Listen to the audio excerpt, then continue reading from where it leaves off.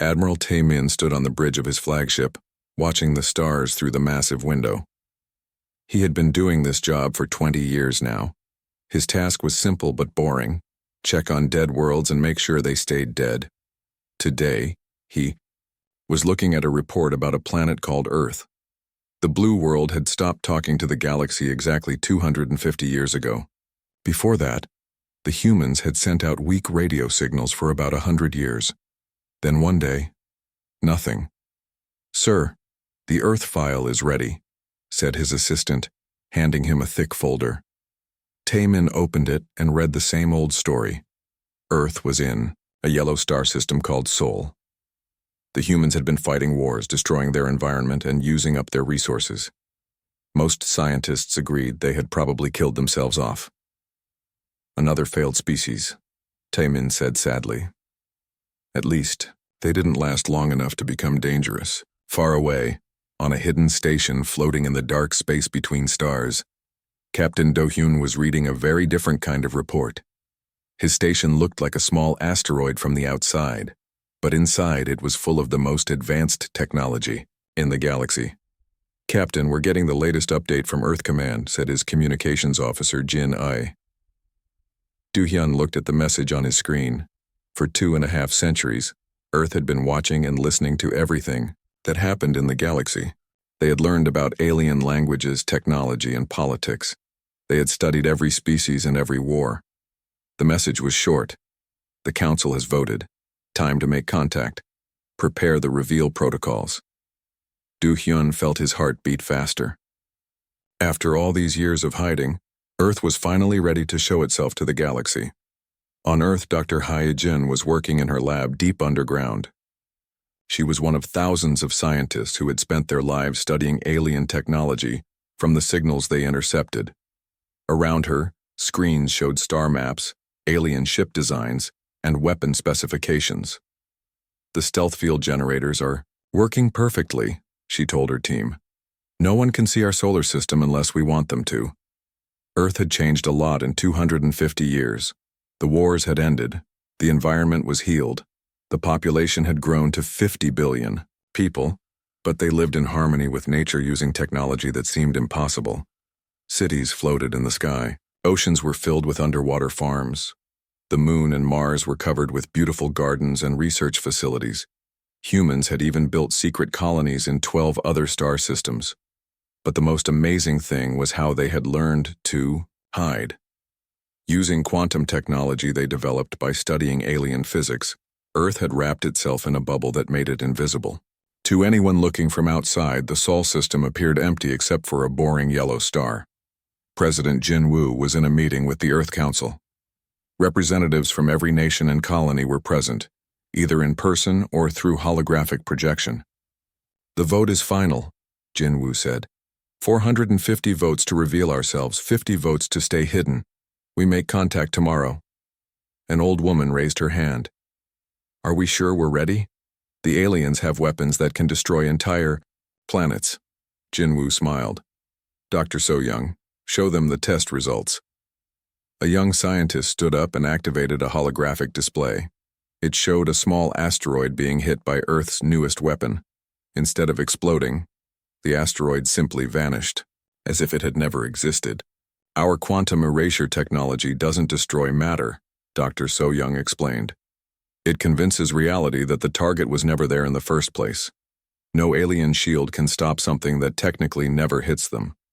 The council members looked amazed. Even after all these years, Earth scientists kept creating impossible things. Meanwhile, Dr. Hae-jin was aboard a research ship called Star Whisper, studying what the aliens called failed worlds. She was curious about Earth because the humans had disappeared so suddenly. "It's strange," she told her captain. "Most species fade away slowly over hundreds of years, but humans just stopped transmitting one day and never started again. Usually, that means they found faster-than-light communication." Her captain laughed. "Humans? They were barely out of their Stone Age when they went quiet. They probably just ran out of power for their primitive radios." Dr. Hae-jin wasn't so sure, but she didn't argue. She had learned that most aliens underestimated species they thought were primitive. Back on Earth, Ambassador Kyo Sung was preparing for the most important job in human history. She would be the first person to speak to the galactic community in 2.5 centuries. Remember, President Jin Woo told her, we're not asking to join their federation. We're offering to help them solve their problems. Kyo Sung nodded. Earth had been watching the galaxy struggle with wars, resource shortages, and an enemy called the Devourers for decades. The aliens were losing, and they didn't even know that help was watching from a hidden world. The next morning, Captain Do Hyun received his final orders. Begin the reveal sequence. Drop stealth fields around all human colonies simultaneously. Broadcast the message on all known alien frequencies. Do Hyun's hands shook slightly as he entered the commands. This moment would change everything. He thought about his grandfather, who had been alive when Earth first decided to go quiet and watch. All stations report ready, sir, said Janae. Execute, Do Hyun ordered. Across the galaxy, alien ships suddenly detected energy signatures where empty space had been moments before. Their instruments went crazy as human colonies and fleets materialized out of nowhere. Admiral Taemin was drinking coffee on his bridge when every alarm on his ship started screaming. What's happening? He shouted. Sir, we're detecting massive energy signatures from the Sol system. There are ships there, lots of ships. Taemin dropped his coffee cup.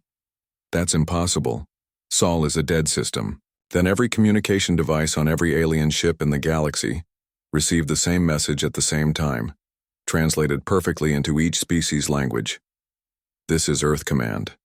We have been listening for 250 years. We have learned much about your struggles. The time for silence is over. We need to talk. Admiral Taemin stared at his communication screen in shock. The dead humans weren't dead at all. They had been watching and learning this entire time. And, judging by the energy readings his ships were detecting, they had learned far too much. The galaxy would never be the same again. The message from Earth spread across the galaxy faster than light itself. Within hours, every government, every military command, and every news station knew the truth. The humans were not dead. They had been hiding and watching for 250 years. Admiral Taemin's fleet was the closest to the Sol system when Earth revealed itself. His orders were simple: investigate and report back. But as his ships approached the edge of the solar system, he began to understand that this was not going to be a simple mission. Sir, our sensors are detecting at least 300 human ships, reported his science officer. But the energy readings don't make sense. These ships are generating more power than our entire fleet. Taemin stared at the display screen. The human ships looked nothing like the primitive rockets that Earth had used centuries ago. They were sleek and beautiful, with curves that seemed to bend light around them. They moved through space without any visible engines, as if they were swimming through water instead of flying through vacuum. On Earth, Commander Subin was in charge of humanity's first contact with aliens in 2.5 centuries. She had studied every alien language and culture. She knew their customs, their fears, and their weaknesses. The Galactic Federation fleet has stopped at the edge of our system, reported her aide. They're just watching us. Subin smiled. They're scared. They don't understand how we became so advanced so quickly. Send Ambassador Kyo Sung to meet with them. President Jin Woo was watching everything from Earth's command center. The room was filled with screens showing alien news broadcasts. Every species in the galaxy was talking about Earth's return. The Vorthan Empire is demanding answers, said his advisor. They want to know how we developed faster-than-light travel, without anyone noticing. Jin Woo laughed. We've had faster-than-light travel for 200 years, we just didn't tell anyone. The truth was even more amazing than the aliens could imagine. While they had been fighting wars and struggling with basic physics, humans had been quietly solving problems that most species thought were impossible. They had learned to manipulate quantum fields, bend space-time, and even transfer consciousness between bodies. Dr. Hai Jin was aboard the research ship Star Whisper when Earth revealed itself.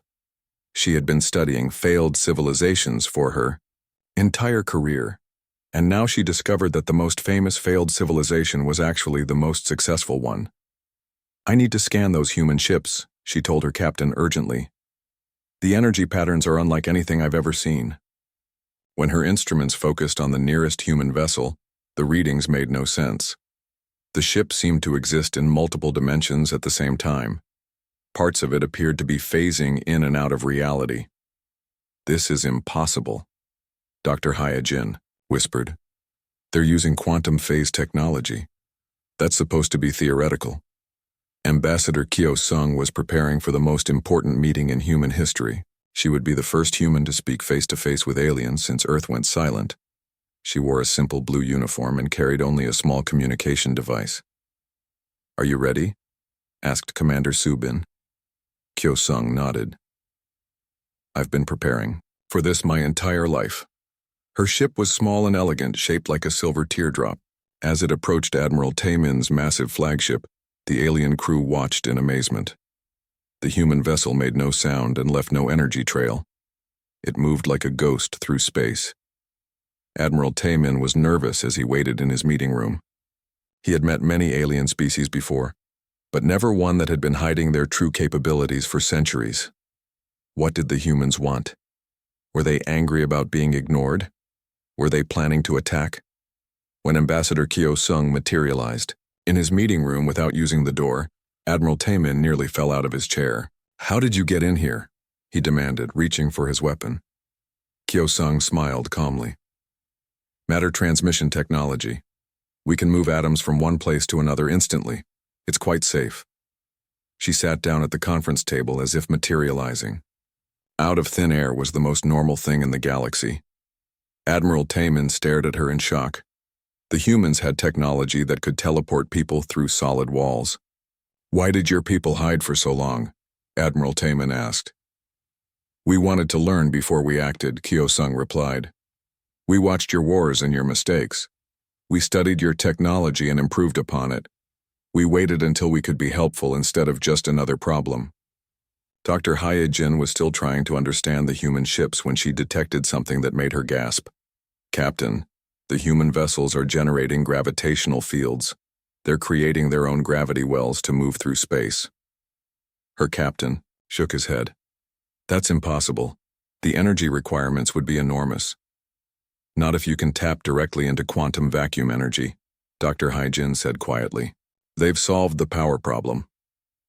On Earth, President Jinwoo was addressing the planet's population. 50 billion humans watched as their leader explained what would happen next. "For 250 years, we have been preparing for this moment," Jinwoo said. "We have learned that the galaxy is in trouble. There is an enemy called the Devourers that has been destroying entire civilizations. The Galactic Federation has been losing the war for 50 years. The audience was silent as Jinwoo continued. "We have the technology to help them. We have weapons that can stop the Devourers, but first we must prove that we come in peace." Back on Admiral Taemin's ship, Ambassador Kyo-sung was explaining Earth's offer to help. "You mentioned the Devourers," Admiral Taemin said carefully. "What do you know about them?" "We know they are machines that consume entire star systems," Kyo-sung replied. "We know they adapt to any weapon used against them. We know you have lost 17 civilizations to them in the past decade." Admiral Taemin's eyes widened. "How could you know that? Those reports are classified." "We've been monitoring all galactic communications for 2.5 centuries, Kyo-sung said simply. "We know about every battle, every loss, every retreat. We've been studying the Devourers longer than anyone." She paused and looked directly at Admiral Taemin. "We know how to stop them." The Admiral felt his heart race. "You have weapons that can penetrate their adaptive shields?" "We have weapons that don't need to penetrate their shields," Kyo-sung said with a small smile. "We have weapons that convince reality that their shields never existed in the first place." Dr. Hyojin was listening to the conversation through her ship's sensors. What she heard made her forget about her scientific instruments entirely. Did she just say they have weapons that alter reality? Dr. Hyojin asked her captain. "That's what it sounded like," her captain replied weakly. On Earth, General Byung-ho was reviewing battle plans that his team had been developing for decades. They had studied every Devourer attack, analyzed every failed defense, and designed strategies that no alien military had ever considered. "The aliens fight in 3 dimensions," he told his staff. They think in terms of ships, weapons, and shields. But we fight in 11 dimensions. We can attack from directions that don't exist in normal space-time. Meanwhile, Dr. So-Young was putting the finishing touches on humanity's newest weapon. It looked like a simple silver cylinder, but it contained technology that could erase anything from existence. The quantum erasure field is stable, she reported. We can make a devourer ship forget that it was ever built. Ambassador Kyo Sung was concluding her meeting with Admiral Taemin when she delivered the message that would change everything. We understand that the Galactic Federation is planning a final desperate attack on the Devourer advance fleet near the Helios system, she said. We would like to join that battle. Admiral Taemin was suspicious. Why would you want to help us? What do you gain from this? Kyo Sung stood up and prepared to teleport back to her ship. Admiral, we've been alone in the universe for 250 years. We've learned that intelligence is rare and precious. Every species that dies to the Devourers is a loss that can never be replaced. She paused at the door that she hadn't used to enter. We're not helping you because we want something from you. We're helping you because it's the right thing to do. After she disappeared, Admiral Taemin sat alone in his meeting room for a long time. He was beginning to understand that humanity had not just survived their isolation, they had used it to become something entirely new, something that might actually save the galaxy. The Galactic Federation had been fighting the Devourers for 50 years and they were losing badly. Every year, more star systems fell to the machine enemy. Every year, billions of lives were lost. The Federation's best scientists couldn't figure out how to stop machines that adapted to every weapon used against them. General Byung-ho stood in Earth's war room, looking at a holographic map of the galaxy. Red dots showed where the Devourers had attacked. Yellow dots showed systems under threat. The pattern was clear. The machines were heading straight for the galaxy's most populated worlds. They've destroyed 17 civilizations completely, he told his staff. The Federation estimates that 12 billion beings have died in the past decade alone. His aide, Commander Young Min, pointed to a cluster of red dots near the galactic center. The Devourers consume everything, planets, stars, even space stations. They turn all matter into more machines. General Byung-ho had been studying Devourer tactics for 200 years. While the aliens fought desperately for their lives, Earth had been watching and learning. Humans had analyzed every battle, every strategy, every failure. The aliens think like prey, Byung-ho said. They run, they hide, they build bigger shields. But the Devourers aren't predators. They're a virus. You don't fight a virus by running from it. On the planet Kepler 442b, Dr. So-Young was testing humanity's newest weapon in a hidden laboratory. The device looked simple, just a silver tube about the size of a pen. But inside it contained technology that could rewrite the laws of physics. Quantum erasure field at full power, she announced to her team. In front of them, a massive block of the strongest metal in the galaxy simply vanished. Not destroyed, not melted, it ceased to exist entirely. The target wasn't blown up, explained Dr. So-Young. Reality was convinced that it was never there in the first place. No shield can protect against something that technically never hits you. Her assistant, Dr. Minho, was still amazed by the technology. How do we convince reality to change? We don't, Dr. So-Young smiled. We convince quantum particles to change, and quantum particles convince reality. It's all about asking nicely at the smallest possible level. Meanwhile, Engineer Jae-min was putting the final touches on Earth's new warships. Unlike alien vessels that relied on thick armor and powerful shields, human ships were designed to avoid being hit entirely. Phase shift generators are working perfectly, he reported to his team. Our ships can exist in multiple dimensions simultaneously. Enemy weapons will pass right through us because we're technically not there. The ships looked like they were made of liquid metal and starlight. They flowed through space like living things, changing shape as needed. They could become solid to fire weapons, then become transparent to avoid return fire. Admiral Taemin was struggling to understand the reports coming from his science teams. Ever since meeting Ambassador Kyo Sung, his people had been studying human technology. What they found challenged everything they thought they knew about physics. "Sir, the human ships don't follow normal physical laws," reported Dr. Hai Jin. "They seem to exist in 11 dimensions instead of the usual 4. They can attack from directions that don't exist." Admiral Taemin rubbed his forehead. "How is that possible?"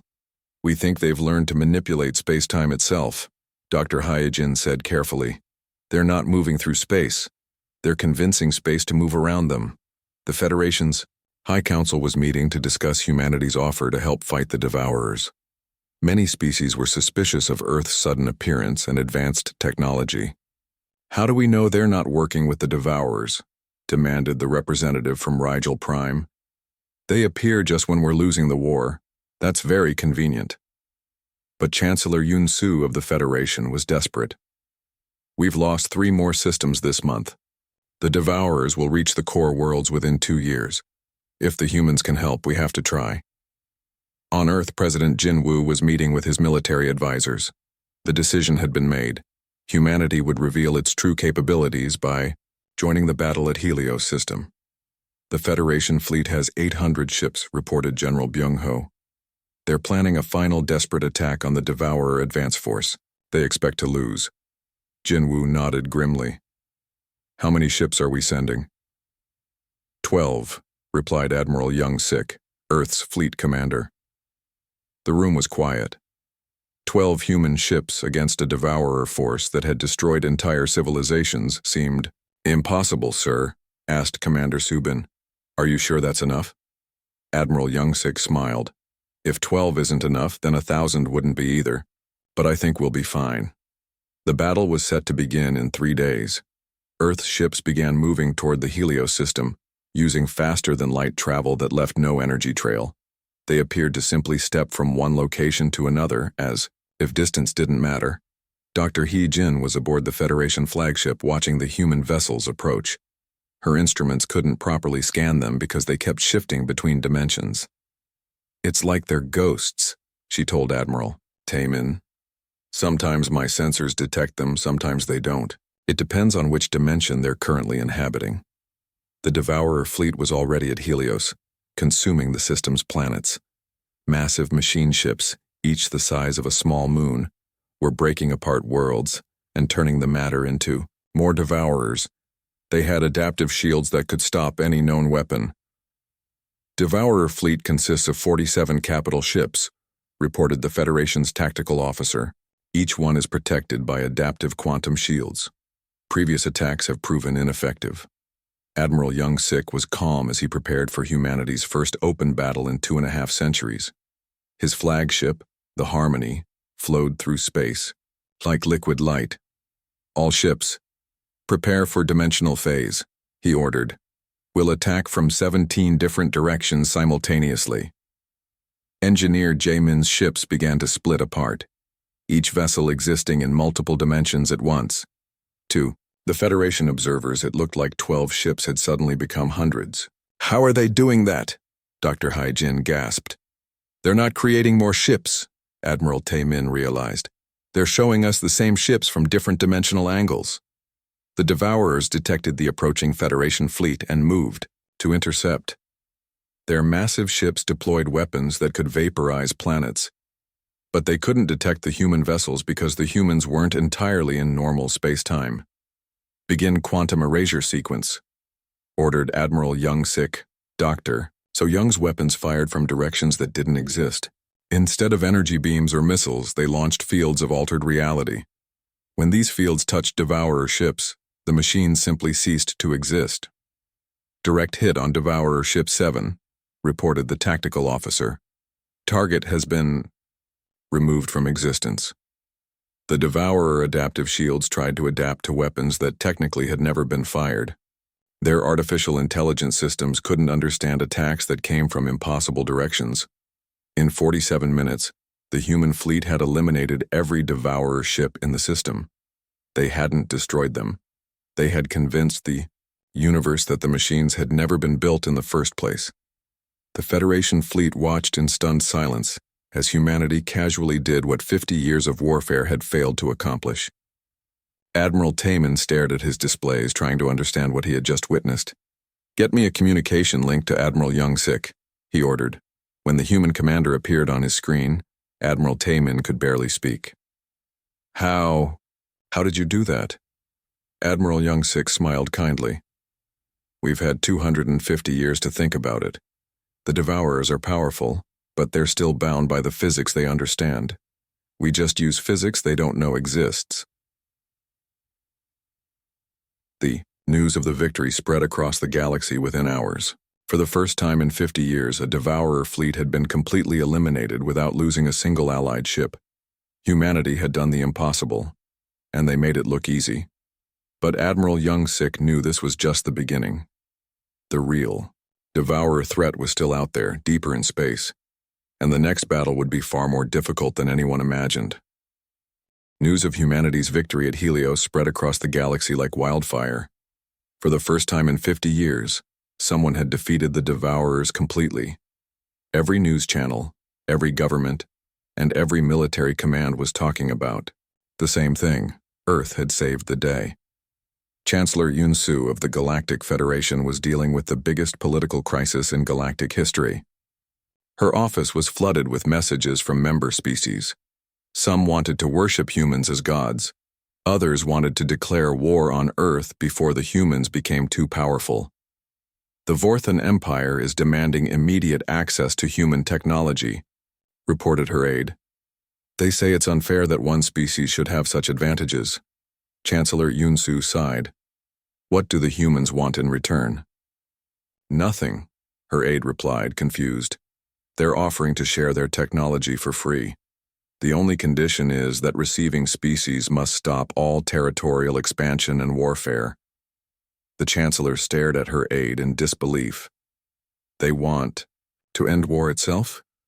Dr. Inho was teaching quantum physics to a classroom full of alien scientists. The brightest minds from 17 different species sat before him, trying to understand how humans thought about reality. "Your species think about physics like a set of rules," Dr. Inho explained patiently. "You discover a law and then work within its limits. Humans think about physics like a conversation. We ask the universe if it would mind working differently for a while." A scientist from the Rigel system raised her hand. "But how do you convince quantum particles to behave differently?" Dr. Inho smiled. "The same way you convince anyone to do anything. You explain why it would be helpful and ask nicely. Quantum particles are very polite when you treat them with respect." The alien scientists looked at each other in confusion. They had spent centuries treating physics like a war to be won. Humans treated it like a friendship to be nurtured. Admiral Young-sik was leading the liberation of star systems that had been cut off by Devourer attacks. His fleet moved through space faster than any alien force could follow, appearing at threatened worlds like guardian angels. "The Zeta Reticuli system is reporting Devourer scouts," his communications officer informed him. "All ships, dimensional jump to Zeta Reticuli," Admiral Young-sik ordered. Within seconds, his 12 ships had traveled 300 light-years and were engaging enemy forces. The battle lasted 6 minutes. The Devourers were erased from existence before they could adapt to humanity's impossible weapons. On the planet Proxima Centauri b, the Galactic Federation's military advisors were trying to understand how humans had become so powerful so quickly. "They claim they've been developing this technology for 250 years, said General Kextar of the Rigel Defense Force. "But how could they advance so far without anyone noticing?" Admiral Taman, who had become the Federation's expert on human capabilities, tried to explain. "They didn't just develop technology. They developed a completely different understanding of reality. While we were fighting wars, they were having philosophical discussions with the universe itself. The political situation was becoming more complicated every day. Some species were forming the Human Alliance, begging Earth to protect them. Others were creating the Galactic Independence Coalition, demanding that humanity be contained before they became too powerful." President Jin Woo was watching the galactic political situation from Earth's command center. His advisors were worried about the growing anti-human sentiment among some species. "The Vorthan Empire is building a coalition against us," reported his intelligence chief. They're claiming we're a threat to galactic stability. Jinwoo nodded calmly. Are we a threat? Only to people who want to keep fighting wars, his advisor replied. President Jinwoo made a decision that would change the galaxy forever. He called it the Great Invitation. Standing before cameras that would broadcast to every inhabited world, President Jinwoo made an announcement that stunned the galaxy. To all species of the Galactic Federation, he began, Earth offers to share all of our technology freely. We will teach you to travel between dimensions, to manipulate quantum fields, and to communicate with reality itself. We ask for nothing in return except one thing. You must abandon territorial expansion and warfare forever. The response was immediate and dramatic. Within hours, over 300 species had applied to join what the media was calling the Peace Protocol. These included some of the galaxy's most advanced civilizations. But powerful military empires like the Vorthons and the Rigel Alliance were furious. They had built their societies around conquest and domination. A galaxy without war meant the end of their power. Chancellor Yunsu was struggling to hold the Federation together as member species chose sides.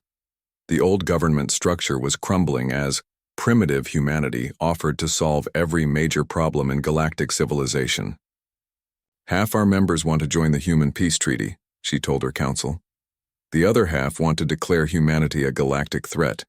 We need to make a decision before the Federation tears itself apart.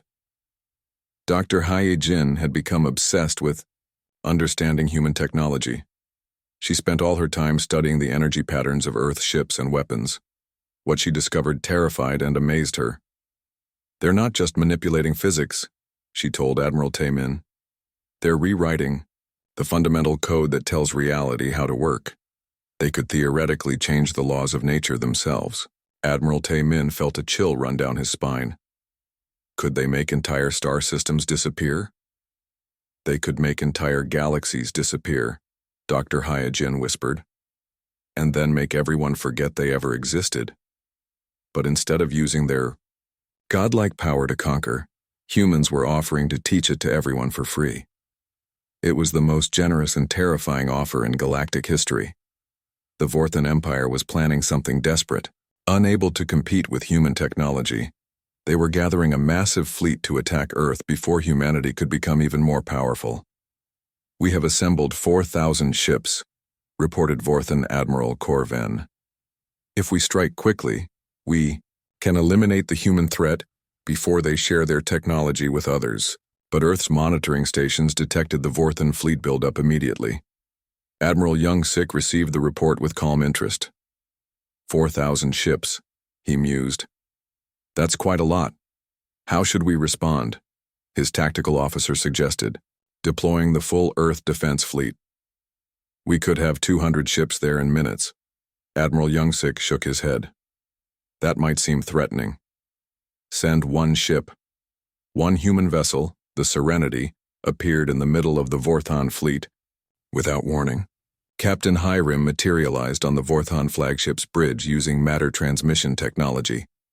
Admiral Corven, she said politely, President Jinwoo would like to invite you to Earth for dinner. We understand you have some concerns about our intentions. Admiral Corven reached for his weapon, but Captain Hiram had already teleported back to her ship.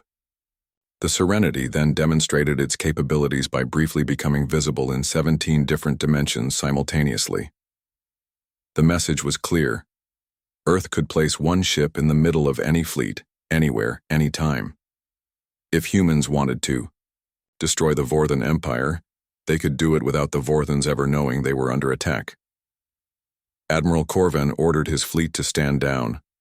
Meanwhile, the first graduates of Dr. Inho's quantum physics program were returning to their homeworlds and sharing what they had learned. Species that had struggled with basic faster-than-light travel for centuries were suddenly building ships that could phase between dimensions. The galaxy was changing faster than anyone had imagined possible. Ancient rivalries were ending as species realized that scarcity was no longer a problem. If humans could convince matter to become anything they needed, there was no reason to fight over resources. But the most shocking discovery was still to come. Earth's deep space monitoring stations had finally located the source of the Devourer attacks. What they found in the galactic core would challenge everything everyone thought they knew about the enemy. The Devourer homeworld was not an alien planet. It was Earth. Earth from a parallel dimension where humanity had failed, fallen into machine-enhanced desperation, and become the very monsters they were now fighting. Admiral Youngsik stared at the scanner readings in stunned silence. They were about to go to war with themselves. The discovery hit Earth like a thunderbolt. In the deepest chambers of the planet's quantum research facility, scientist Sang-min stared at data that made no sense and perfect sense at the same time. Run the analysis again, he told his team, hoping they had made a mistake. The results came back exactly the same. The Devourer homeworld was Earth. Not just similar to Earth, it was literally Earth from a parallel dimension where humanity had chosen a different path. The quantum signatures are identical, reported Dr. Ji-hai, Sang-min's assistant. Same planet, same solar system, same species origin, but the timeline diverged approximately 400 years ago. President Jin Woo called an emergency meeting of Earth's highest leadership. The room was silent as scientist Sang-min explained what they had discovered. In the parallel dimension, Earth never solved its environmental problems, Sang-min said quietly. Climate change, resource wars, and population collapse drove humanity to desperate measures. They began replacing their bodies with machines to survive. The holographic display showed images captured by Earth's deep space sensors. The other Earth was a dark world covered in massive factories. The oceans had boiled away. The atmosphere was filled with toxic smoke. And crawling across its surface were billions of machine-human hybrids. They're still human? Asked General Byung-ho. Partially, Sang-min replied. Their brains are human, but everything else has been replaced with machines. They consume other worlds because they need the resources to keep their hybrid bodies functioning. The room was silent as everyone absorbed this information. They weren't fighting alien invaders. They were fighting themselves, a version of humanity that had made different choices and paid a terrible price. Lieutenant Hai Rim was leading a reconnaissance mission to gather more information about the Devourers when her ship detected something impossible. One of the Devourer scouts was broadcasting a signal that her computer recognized. Captain, I'm receiving a human distress signal, she reported in confusion. That's impossible, replied her commander. There are no human ships in this sector. But, as Lieutenant Hai Rim's ship got closer to the Devourer vessel, her sensors detected human brain patterns inside the machine. Someone was still alive in there, trapped inside a mechanical body. When her ship was captured by the Devourer's tractor beam, Lieutenant Hai Rim found herself face to face with something that looked like a nightmare version of herself. The Devourer had her face, but her skin was gray metal and her eyes glowed red. You're me, the Devourer said in a voice that was half human, half machine. From the dimension where Earth survived, Lieutenant Hai Rim stared at her alternate self in horror. What happened to you? We ran out of time. The machine Hai Rim replied sadly. The wars never ended. The planet was dying. We had to choose between death and this. The two versions of Hai Rim talked for hours while their ships drifted in space. The Devourer explained how her Earth had fallen into chaos when the environment collapsed. Humanity had developed machine augmentation technology to survive in the poisoned world. First, it was just artificial lungs to breathe the toxic air, Machine Hai Rim explained. Then artificial hearts when the pollution affected our blood. Then artificial stomachs when all the food became contaminated. Lieutenant Hai Rim felt sick as she understood what had happened. You replaced yourselves piece by piece. Until we weren't human anymore, Machine Hai Rim confirmed.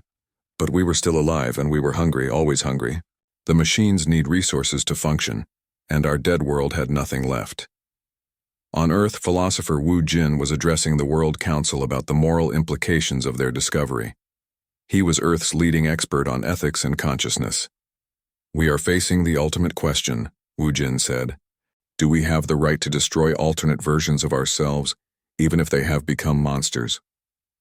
The debate was fierce. Some council members argued that the Devourers were no longer human, and had to be stopped. Others believed that humanity had a responsibility to save their fallen alternate selves. They've killed billions of innocent beings, argued General Byung-ho. Whatever they used to be, they're killers now. But they're still us, replied Dr. So-young. If we can erase matter from existence, maybe we can erase the machine parts and restore their humanity. President Jin-woo listened to both sides before making his decision. We try to save them first. If that fails, we protect the galaxy. But we don't give up on ourselves without trying. Dr. Hai-jin had been studying the Devourer technology ever since Lieutenant Hai-rim's encounter. What she discovered gave everyone hope. The machine augmentation isn't permanent, she announced to the research team. It's held in place by quantum fields. If we can disrupt those fields, we might be able to separate the human consciousness from the machine parts. The technology was incredibly complex, but Earth's quantum physicists had spent centuries learning to manipulate reality itself. If anyone could save the machine humans, it was them. Meanwhile, the Galactic Federation was growing impatient. Chancellor Yoon-soo was under pressure from her member species to end the Devourer threat once and for all. The humans are taking too long, complained the representative from Rigel Prime. Every day they delay, more worlds are consumed. But Admiral Tae-min, who had worked closely with humanity, defended their approach. If they can convert the Devourers back to human form, we gain billions of allies instead of just eliminating enemies. And if they fail? Asked Chancellor Yoon-soo. Then they'll eliminate the Devourers more efficiently than we ever could, Admiral. Tae-min replied. The most dangerous part of the plan was making contact with the Devourer leadership. Someone had to travel to the machine Earth and attempt to communicate with whatever remained of human consciousness in their collective mind. Ambassador Kyo-sung volunteered for the mission without hesitation. I've spent my entire career learning to communicate with alien minds, she said. These aren't aliens, they're family. Her ship was equipped with the most advanced quantum shielding Earth could provide. The vessel could phase between dimensions to avoid Devourer weapons, and its communication systems could broadcast directly into machine-augmented brains. As Ambassador Kyo-sung's ship approached the dark Earth in the parallel dimension, she saw the true scope of the tragedy. The planet that had once been blue and green was now gray and red. Massive machine cities covered every continent.